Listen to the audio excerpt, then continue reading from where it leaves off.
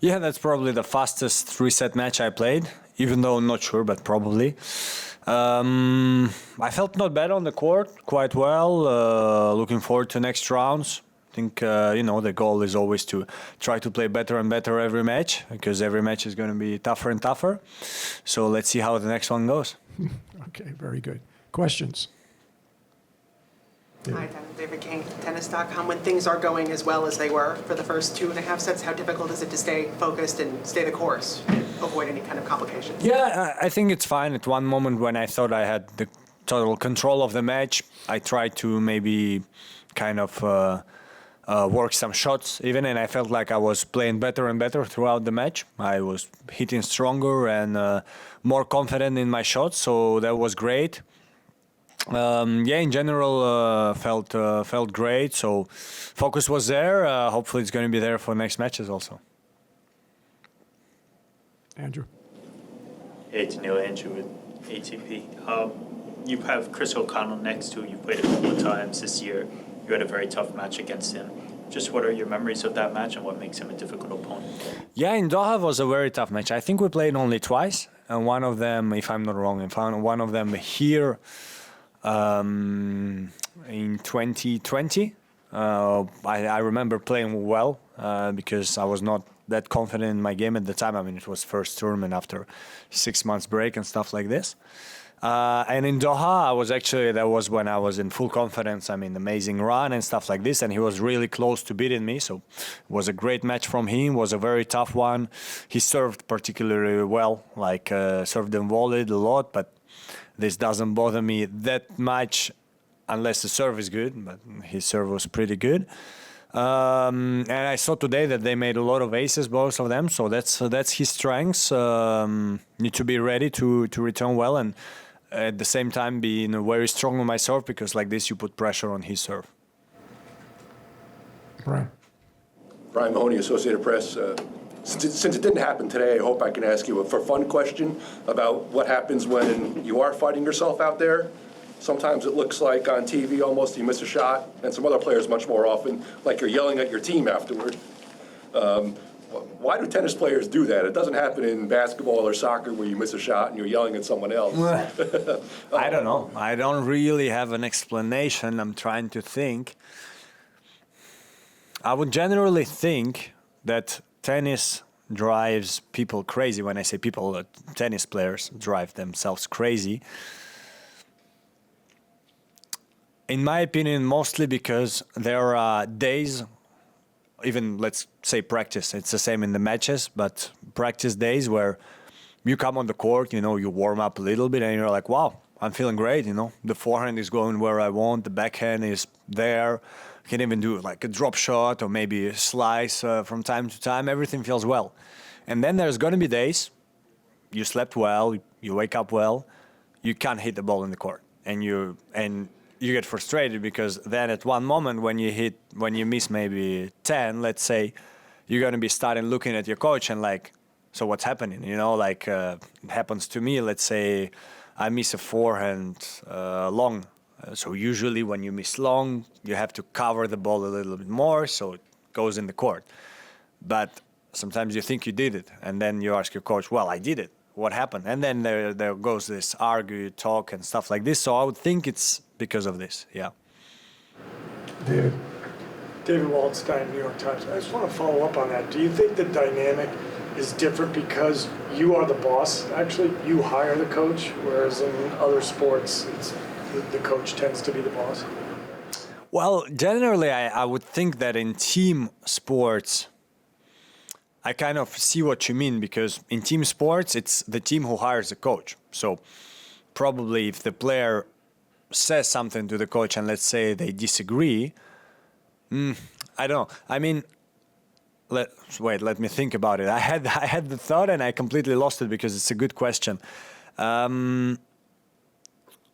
I think it's more not about who hires the coach, because in tennis, I think it's still very important for the coach to kind of be the boss, because otherwise it's not going to be a player-coach relationship. It's going to be more like either player-friend, or when player is the boss. I don't think it's good. But it's more about that you're being one-on-one again with your coach. So you're every day with him, and he has only one player, and you have only him as a coach. You don't have any teammates. So as soon as something happens, you either address yourself and, let's say, I don't know, break a record or scream when you're not happy with yourself, or you think that you did something, as I just said, and you ask your coach, okay, but I thought I did, and then there goes this argument. Where in team sports, sometimes you can yell at your teammates, at the other team maybe, and stuff like this. And the coach must be much stricter because he has to control the team. He doesn't have to control only one player. So I would guess that if he doesn't impose himself, he's going to be very fast taken out by the team anyway, because they're going to take control. So he has to always show this who is the boss control, where in tennis you don't want this, because then you're going to put the player down and it's going to not going to be good at one moment. So hopefully I answered your question. Fascinating question and answer. Yeah. Really? Tough one Very. Chris. to handle. Hey, Daniil. Chris Otto with US Open. I just want to ask your general feelings on playing on Ashe. Do you think over the last couple years when you played on there a lot that it's given you a significant enough experience that you now feel like you have an advantage against most players? And how does it rate against maybe some of the other big show courts that you play on? Well, first of all, I hope so. I won a lot of matches on Ashe. I don't think I've lost actually a lot. A lot of great matches, and I remember last year against Nick, I mean, playing someone like Nick in New York, I don't think there's going to be much players on tour where the crowd is going to be like 50-50 or something like this, and that's how I felt. The crowd was going for both of us, depending on the moment of the match. There was amazing feeling, and I feel like, honestly, every time I go on Ashe right now, I feel like the crowd is there for me. I honestly feel like New York loves me, and that's very rare that I say something like this about the city. So it's a great feeling, and I really always love coming back, always excited to play there. And what was the second kind of part of it? Maybe like how does it compare to other courts? Yeah. Do you like enjoy the space and the bigness of it? Yeah, I enjoy everything about it. I think, in general, it's just a great arena, first of all. It's the biggest in tennis, I guess. So that already makes it special. I would honestly say there are a lot of great courts, but especially night session is different to day session. I mean, night session, there is something, everyone says it, there is something special in US Open. But even day session is pretty fun too. So in general, I might put it to number one, but I don't want to also disrespect other great arenas, so let's put it somewhere at the top. Okay, all the way in the back. Alexander Zigic, Radio TV. Well, Daniil, what do you see as the biggest challenge for you this year to reaching the final of the tournament, and who would you look forward to playing in the final, Alcaraz, Djokovic, or somebody else? Well, Alcaraz, I can't play him in the final, not possible, so maybe semis. In general, it's kind of... I know that I'm not someone who doesn't look at the draw, so I know what Alcaraz is in the semis part of the draw. Rublev is quarters, but you have to take it match by match. You have to enjoy the moment, try to get there. Of course, we know that the biggest, let's say, players right now are Carlos and Novak, but well, they have to win their matches also to meet me if I'm there, and same works for me. So. The most important right now is to try to win my matches step by step, and then see how they go. But of course, Carlos and Novak are biggest names right now, biggest favorites. But they have to win their matches also to be there. Okay, in the back. Hi Daniil, just on the subject of court assignments, I don't know if you saw what Holger tweeted before his match and the comments he made yesterday. So a little bit.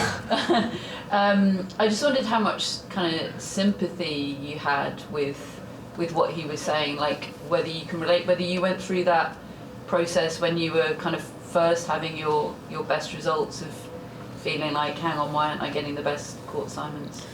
I think it's a very tricky question because you always have to see it in perspective. So I don't remember exactly who from men's side they had yesterday. I mean, Ashe, we don't even talk about it. I think it was Francis and Novak. I think that's two Americans also playing each other, so nothing to say. Armstrong, Tsitsipas, more, I would say, let's call it more Grand Slam experience than Holger. I mean, 2 or 3 finals, 2, I guess. So it's, I can understand his frustration. I can understand why the tournament put him there. The thing is that you always want to, even if it happens to you, you always probably want to talk about it after the match, because especially if you win, because then it's a little bit easier to kind of push your way through, let's say it. But, you know, if he continues the way he's playing right now, soon he's going to only play on big courts. So that's...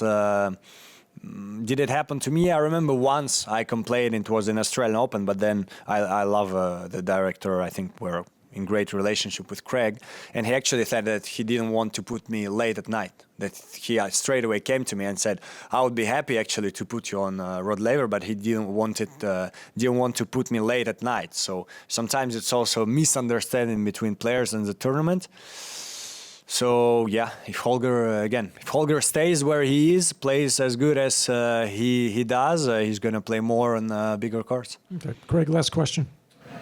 Daniil, you played Chris OConnell a couple of times. I think it was tight in Doha, and then there was the match over here a couple of years ago on an empty stadium. What are your thoughts about going in against him this time?